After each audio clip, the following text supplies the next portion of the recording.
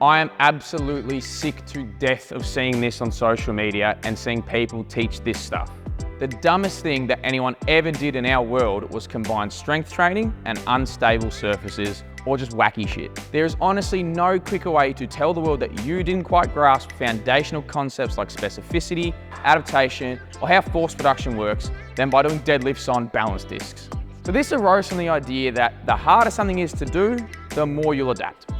Now that sentence is kind of right to a degree, but it's dangerous when in the hands of an idiot. What some people now think is that if you make an exercise overly complicated or literally just hard to technically execute, then the clients will get bigger, stronger, and faster gains at magical rates. So complexity got conflated with intensity, and it almost feels like it's now a competition or a race to see which of these peanuts on social media can sell the most snake oil. For example, the classic gold standard for stupid shit is something like a barbell back squat on an upside down bosu ball.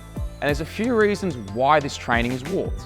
Firstly, there is a higher risk of exercises like this. Now, not a humongous amount of people are going to get injured in the immediate acts, of course. Some will for sure, but the risk of what could happen if your client's foot slips and they get turned into origami against the potential rewards is, if any, totally skewed. Secondly, you split your focus on task. So rather than focusing on snapping the life out of the barbell, attention and cognitive effort is going to keeping yourself balanced and not moving the load.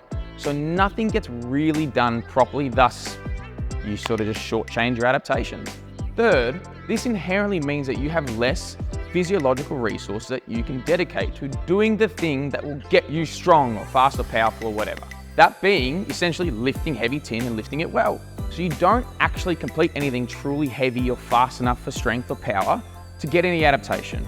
Fourth, similar to that point, you immediately change how you produce the force and where you direct it. So rather than putting very direct and intended force into, say, the ground or the barbell, you're directing it into a middleman surface like a balance pad or a bamboo bar, in which layman's terms is going to strip away your ability to produce a good effort. So for you to produce good force and project yourself or something, you need something that can produce a good resistance. So the ground is harder than you, so you can shoot all the force you want into it, it's going to win and you are going to launch yourself further. A foam pad, for example, will yield to the force you put into it and you will not get anywhere near as far. Fifth, these drills become far harder to progressively overload with velocity or weight. So coaches end up just progressing to stupid by adding bands or chains or specialty bars, perturbations, or more elements to manage, like adding a ball between knees or something. None of this gets you better at anything transferable. And finally, it throws the principle of specificity out of the window. There is nothing specific about taking away the ground that you operate on that's going to lend you a better return on performance. Now, to be fair, balance training and altered surfaces have some merit when in the right context. On their own with a client that needs genuine balance or proprioceptive work, go for it. Some early rehab work will often utilize balance work and different surfaces, maybe like sand or balance beams as well.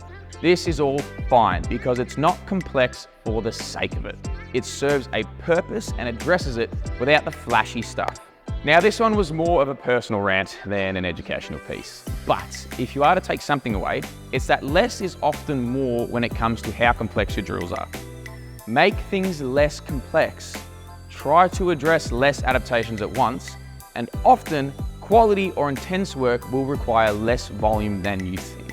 So in most cases, less is absolutely more. If you don't agree, let us know why in the comments. 2024 intakes across Melbourne and Sydney are now open for the Athletes Authority Education Certified Trainer course.